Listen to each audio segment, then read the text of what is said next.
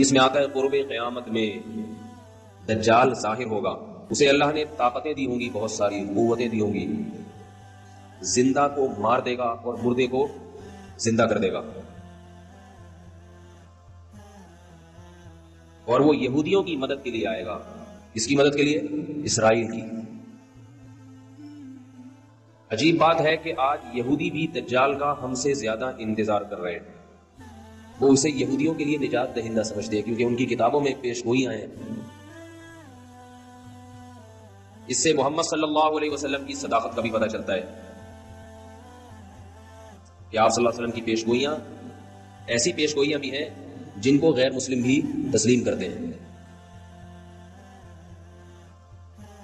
اللہ نے پچھلے پیغمبروں کو اس کا وقت نہیں بتایا تھا کہ وہ کب ظاہر ہوگا، اس لیے حدیث میں آتا ہے ہر پیغمبر نے اپنی امت کو اس سے ڈرایا ہے، اس کے فتنے سے بچنے کا حکم دیا ہے۔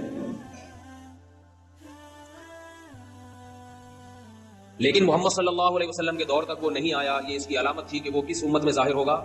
محمد صلی اللہ علیہ وسلم کی امت میں۔ اس کا فتنہ ہوگا کیا؟ وہ ایسے طاقت اور قوت کے کرشمے دکھا کر اپنے خدا ہونے کا دعویٰ کرے گا۔ سمجھ رہے بات کو کہ نہیں سمجھ رہے؟ جو ظاہر پرست لوگ ہیں، اور ہوگا کانا۔ حدیث میں آتا ہے کہ خدا کانا نہیں ہو سکتا، اللہ تو ہر عیب سے پاک ہے۔ یہ عجیب بات آپ کو بتاؤں کہ جو گمراہ لوگ ہوتے ہیں وہ کسی کی ایک صفت کو دیکھتے ہیں، اس کے ہزاروں عیوب کو نہیں دیکھتے۔ تو دجال کے طاقت اور قوت کو لوگ دیکھیں گے لیکن اس کے عاجزی کو، اس کے کاڑے ہونے کو نہیں دیکھیں گے۔ لوگ اتنا بڑا عیب ہے تجھ میں، آپ نے فرمایا کہ تمہارا رب کاڑا نہیں ہو سکتا، اور اس کی پیشانی پر واضح لفظوں میں کافر لکھا ہوا ہوگا، کافر۔ یہ بھی علامت ہوگی کہ جھوٹا ہے، کذاب ہے، لیکن ظاہر پرست لوگ اس کی طاقت کو دیکھ کر اس پر ایمان لائیں گے۔ حدیث میں آتا ہے اس کے ایک طرف آگ ہوگی اور ایک طرف باغ ہوگا، جو اس پر ایمان لائے گا اس کو باغ میں داخل کرے گا، اور جو ایمان نہیں لائے گا اس کو آگ میں پھینک دے گا۔ آپ صلی اللہ علیہ وسلم نے فرمایا جو آگ ہے حقیقت میں وہ جنت کا باغ ہے، اور جو باغ ہے حقیقت میں وہ آگ ہے۔ آپ صلی اللہ علیہ وسلم نے فرمایا جمعہ کے دن سورہ کہف پڑھنے والا دجال کے فتنے سے محفوظ رہے گا۔ دجال آئے گا کیوں؟ یہودیوں کی مدد کے لیے۔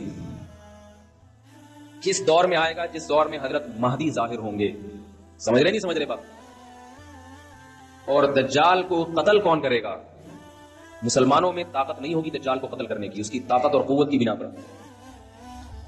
آپ صلی اللہ علیہ وسلم نے فرمایا، روایات میں آتا ہے عصر کی نماز کا وقت ہوگا، حضرت مہدی شام میں، جہاں آج بڑی لڑائیاں ہو رہی ہیں، اللہ تعالیٰ مسلمانوں کی مدد فرمائے، شام کی مسجد میں دمشق میں حضرت امام مہدی وہ امامت کے لیے عصر کی نماز میں کھڑے ہوں گے مصلی پر۔ اچانک جب اقامت سے فارغ ہوں گے دیکھیں گے کہ آسمان سے حضرت عیسیٰ ابن مریم علیہ الصلوۃ والسلام فرشتوں کے کندھوں پر ہاتھ رکھ کے نیچے کی طرف نازل ہو رہے ہیں۔ یہ بات یاد رکھیے، یہ بات قرآن سے بھی ثابت ہے، صحیح احادیث سے بھی، کہ حضرت عیسیٰ علیہ السلام پر موت واقع بولو بھائی نہیں ہوئی ہے۔ اور رسول اللہ صلی اللہ علیہ وسلم نے فرمایا جب حضرت عیسیٰ علیہ السلام نازل ہوں گے قرب قیامت میں تو حضرت مہدی ان کے اکرام میں مصلی ان کے لیے خالی کر دیں گے۔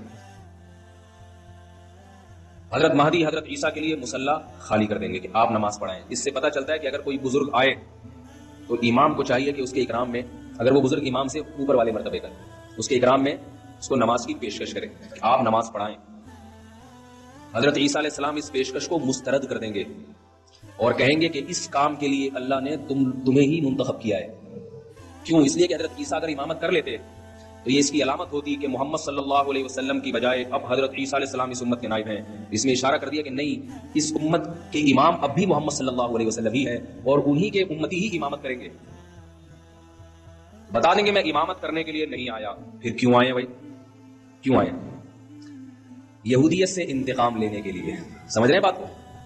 اور اس امت کو اللہ نے جو کام دیا ہے لیظہرہ علی الدین کلہ، کہ یہ دین تمام ادیان پہ غالب آ جائے، اسلام کی حکومت پوری دنیا پہ قائم ہو جائے، اس دین کی تکمیل میں چونکہ سب سے بڑی رکاوٹ یہودی ہے، لہذا اس یہودی کے خلاف علم جہاد بلند کرنے کے لیے یہ پیش گوئیاں محمد صلی اللہ علیہ وسلم 1400 سال پہلے کر رہے ہیں۔ اور آج اگر دنیا کے حالات دیکھیں، آپ دنیا کے حالات دیکھیں تو آج زمینی حقائق بتا رہے ہیں کہ اسلام کا سب سے بڑا دشمن کون ہے؟ اسرائیل ہے۔ جو امریکہ کو استعمال کر رہا ہے اپنے مفاد میں، برطانیہ اور امریکہ کو، اور امریکہ اسرائیل کے مفاد میں استعمال ہو کے اپنے آپ کو بھی برباد کرتے چلے جا رہے ہیں. یہ نہیں دیکھ رہے کہ ہمیں اس سے کیا نقصان ہو رہا ہے. حضرت عیسیٰ علیہ السلام نازل ہونے کے بعد محمد صلی اللہ علیہ وسلم نے ارشاد فرمایا عصابتان من امتی احرزهم اللہ من النار، عصابت تغزو الہند وعصابت تغزو مع عیسی ابن مریم. میں سوچتا ہوں کیسے مبارک لوگ ہوں گے جن کو نبی کی زیارت نصیب ہوگی، حضرت عیسیٰ ابن مریم علیہ الصلوۃ والسلام. کاش اللہ ہمیں بھی ان لوگوں میں شامل کر لے اور ایسے کاموں کی توفیق عطا فرمائے جس سے ان لوگوں میں شمولیت ہمارے لیے آسان ہو جائے. فرمائے میری امت کے دو گروہ ایسے ہیں جن پر اللہ نے جہنم کو حرام کر دیا ہے. ایک وہ گروہ جو ہندوستان پر حملہ کرے گا جیسے محمد بن قاسم نے کیا، اور دوسرا وہ گروہ جو عیسیٰ ابن مریم کے ساتھ مل کر قتال کرے گا. جہاد کے مخالف لوگوں کو اپنے نظریے پر غور کرنا چاہیے. ایسا نہ ہو جہاد کی مخالفت آپ کو اندھا کر دے اور آپ اسلامی تعلیمات سے پیچھے ہٹ جائیں. اللہ نے جو کچھ جہاد سے محبت کرنے والوں کے لیے، جو کچھ اللہ نے اس دنیا میں اور آخرت میں رکھا ہے، وہ مخالفت کرنے والوں کے لیے نہیں رکھا. حضرت عیسیٰ علیہ السلام نازل ہو کر جہاد کریں گے اور حدیث میں آتا ہے کہ دجال کو قتل کریں گے. یہی وہ دور ہوگا جس میں یاجوج ماجوج ایک مخلوق ہے جس کا قرآن مجید میں تذکرہ ہے. بہت بڑی مخلوق ہے، بہت کثرت سے ہے. کسی وادی میں ان کو بند کیا تھا حضرت ذوالقرنین نے سیسا پلائی ہوئی دیواریں کھڑی کر کے یاجوج اور ماجوج کو وادیوں میں بند کر دیا. وہ وادیاں کہاں ہیں اس کا ہمیں نہیں، کوئی کہتے چین میں، کوئی کہتے دیواریں چین کے پیچھے، کوئی کہتے کہاں ہیں، ہمیں نہیں پتا کہاں ہیں. یہ سوالی فضول ہے کہاں ہے. اللہ نے جہاں کرنا تھا وہاں کر دیا. حدیث میں آتا ہے جب یاجوج ماجوج اتنی کثرت سے اہل اسلام کو، انسانوں کو قتل کریں گے، حضرت عیسیٰ علیہ الصلوۃ والسلام بھی ان کے قتل کرنے سے عاجز آ جائیں گے. اللہ سے دعا مانگیں گے، اللہ سے دعا مانگیں تو اللہ ان کی دعا کو قبول کرے گا اور یاجوج ماجوج کو ہلاک کرے گا. اتنے کثرت سے ہلاک ہوں گے کہ زمین انسانی لاشوں کے تعفن سے بدبودار ہو جائے گی. اللہ آسمان سے بارشیں برسائیں گے اور ان کی لاشوں کو بہا کے سمندروں میں، دریاؤں میں پھینک دیں گے. اس سے زمین پاک صاف ہو جائے گی اور پھر اسلام کی مخالفت کرنے والا اس روئے زمین پر کوئی بھی نہیں بچے گا. محمد صلی اللہ علیہ وسلم نے ارشاد فرمایا کہ اس وقت حضرت عیسیٰ ابن مریم زمین کو ایسا انصاف سے بھر دیں گے، خنزیر کا خاتمہ کریں گے، سور کی نسل ختم کر دیں گے تاکہ کوئی سور کا گوشت اپنے پیٹ میں دوبارہ نہ اتار سکے.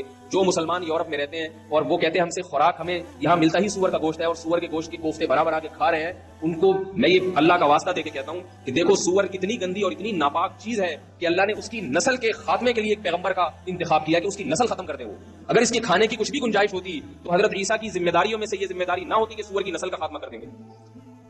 حدیث میں آتا ہے، آخری بات کر کے بات ختم کرتا ہوں تاکہ نشانیاں مکمل ہو جائیں. رسول اللہ صلی اللہ علیہ وسلم نے فرمایا زمین کو عدل سے بھر دیں گے، انصاف سے. اور جب زمین پر اللہ کی عبادت کثرت سے ہوگی، زمین زنا سے، بدکاری سے، چوری سے، رشوت سے پوری روئے زمین پاک ہو جائے گی تو اس کی برکتیں اللہ آسمان سے اللہ کی طرف سے برکتیں کھلیں گی. جس زمین پر گناہ ہوتے ہیں اس زمین میں رزق کی برکت کو ختم کر لیا جاتا ہے. آج پھلوں میں ذائقے ختم ہوتے چلے جا رہے ہیں. آج گندم میں ذائقہ ختم ہو گیا ہے. روٹی آپ پہلے دیکھیں بچپن میں ایسی خوشبودار روٹی، اب روٹی کا مزہ ہی نہیں ہے. آمدنوں میں برکت ختم، لاکھ ڈیڑھ لاکھ روپے کما رہے ہیں مہینے کے آخر میں، پھر بھی روتے پھر رہے ہوتے پیسے نہیں. تو محمد صلی اللہ علیہ وسلم نے فرمایا جب زمین میں تقویٰ ہوگا اور اللہ کی عبادت ہوگی تو اللہ اپنی برکتیں کھول دیں گے. آسمان سے ایسا برکت والا پانی برسے گا، ایسی بارشیں ہوں گی زمین میں کہ آپ نے دو مثالیں دی، ایک انگور کی اور ایک انار کی.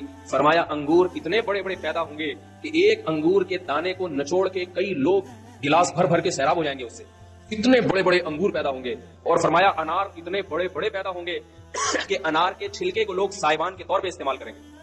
انار کا چھلکا باقاعدہ چھتریوں کی طرح بڑا ہوگا. انار کتنا بڑا ہوگا، اس کے دانے کتنے بڑے بڑے. یہ اللہ کی طرف سے انسانوں پہ رزق برسے گا. کیوں برسے گا؟ کہ انسان تقوی والی زندگی پر اور حلال والی زندگی پر آ جائے. یہ کام تو میرے بھائی حضرت عیسیٰ کے زمانے میں ہوگا اور انشاءاللہ ہو کے رہے گا.